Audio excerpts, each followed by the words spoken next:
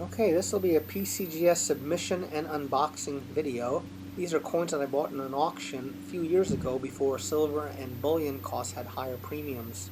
So here are 15 coins that I'll be submitting to PCGS, and with postage and insurance it'll be costing me about 27 bucks a coin to get slabbed. So these are some Morgan dollars that I got in the auction. These are common date ones.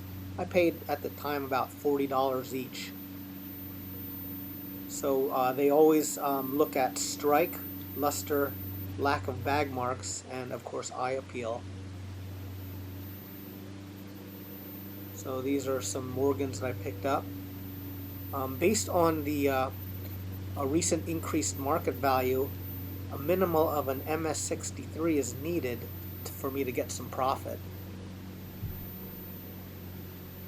So these coins here had nice luster and strike and minimal bag marks. So we'll see how good I do with submitting these.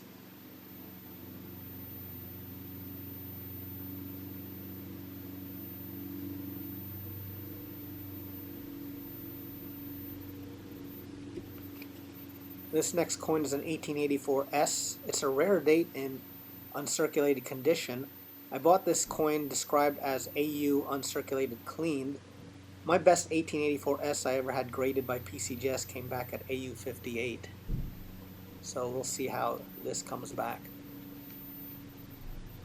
Here's a 1921 piece dollar high relief. They're pretty hot right now. I paid only $180 at the time for this slider.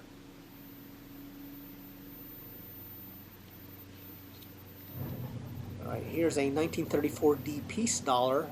It was labeled as uncirculated. However, I only paid at auction $45 an AU price.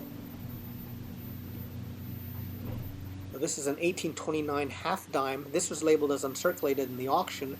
However, I won this auction for $140, a VFXF price.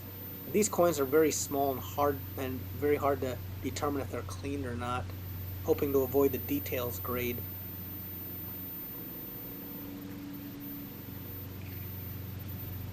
Here's an 1885 nickel key of the series. I always like to have my key dates authenticated. I paid 300 bucks for this, which is red book price at a good condition.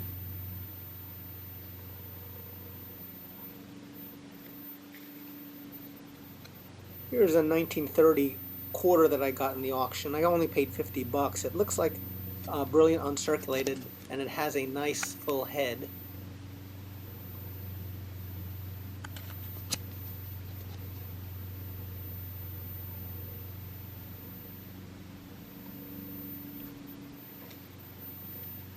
Alright, this next coin is a 1916 Walker. First year walking halves labeled as extra fine in the auction. I paid $120 for it, less than a red book, very fine price. Walkers are beautiful coins, even in the mid and lower grades.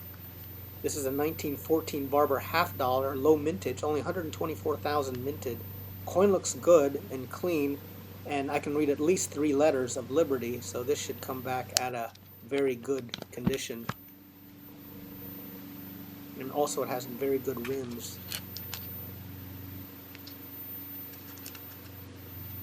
Here's a 1794 large cent. Has decent details. However, unfortunately, most early large cents graded by PCGS has environmental damage. So I'm thinking that by looking at the reverse there could be some environmental damage. But still a nice looking coin though, with nice details. Here's an 1899 dime. It was described as uncirculated in the auction. Little toning at 11 o'clock. And this was again described as uncirculated. And lastly, the 1909 Indian cent. This is described as uncirculated. I haven't had much luck with Indian cents, with most of mine graded as questionable color. So we'll see how this turns out.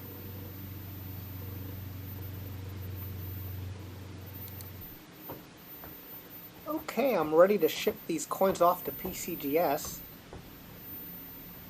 I submitted the application online, and these coins were placed on 2.5 by 2.5 flips with the ID numbers placed on the flips. So I'll have the results then in 1 month.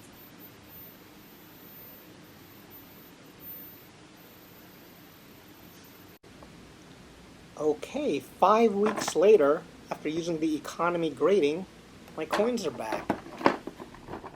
So let's see how these are graded.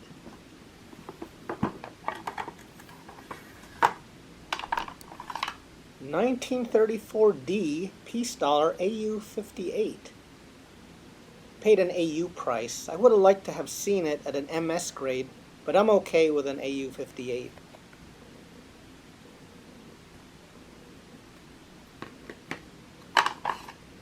$1921 peace dollar. Cleaned AU detail. Details rating will knock down the value, but since I only paid $180, I should still make out in the positive.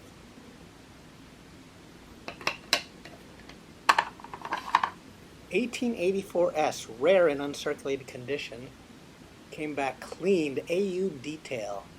The auction did describe it as AU uncirculated cleaned.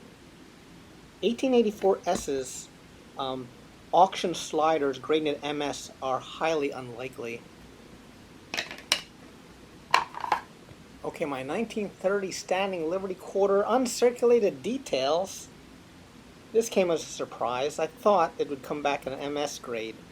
Disappointment, but I only paid $50 for the coin.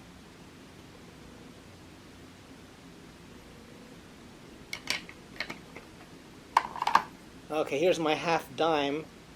A small coin hoping to avoid the details rating. AU 58, not bad. Very happy with this grade, and it looks very nice on a slab.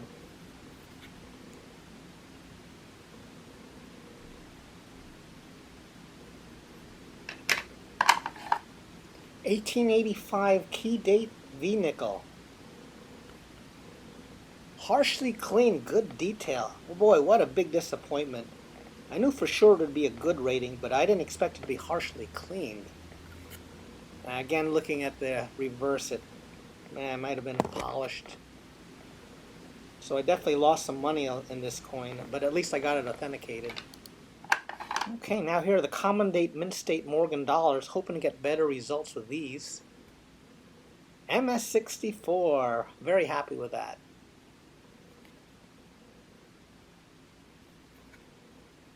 Remember, I should get an MS63 minimal to make some profit in these. Let's see, this next one here is MS64 Plus. Excellent. Very good. In auctions, you see a lot of Morgans, so I try to cherry pick some of the ones with nice luster and strikes. Good strikes. Next one here. 64. Again, very good. So far, happy with the way these Morgans are turning out.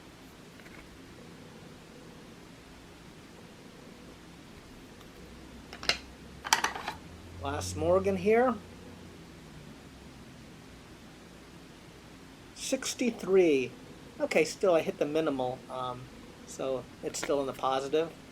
So very successful with the common Mint State Morgan dollars.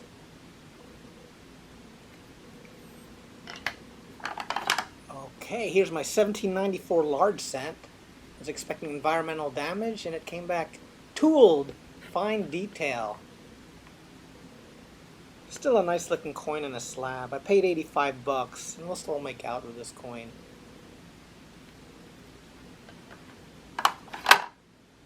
$1914 half dollar low mintage, expecting a very good rating, and that's what I got. Saw at least 3 letters of liberty.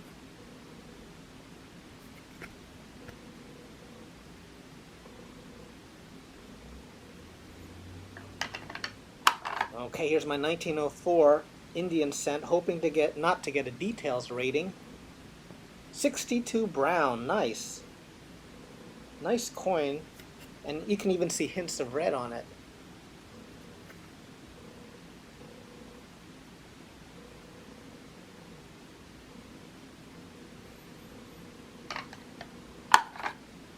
Next coin, 1916 half. Very fine 35. Nice looking coin. Paid $120. We'll make out with this coin. Looks very nice on a holder. And lastly, 1899 Barber dime, cleaned AU detail. Not what I expected. I was expecting it to become uncirculated. So I will lose money on this one.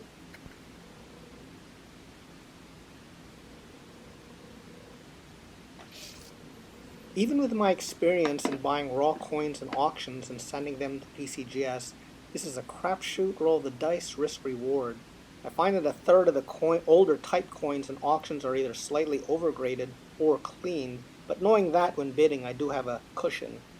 But overall, I did pretty well with these coins. However, I did lose on the Barber dime, and I lost big time on the 1885 nickel. So until next time, thanks for watching my video.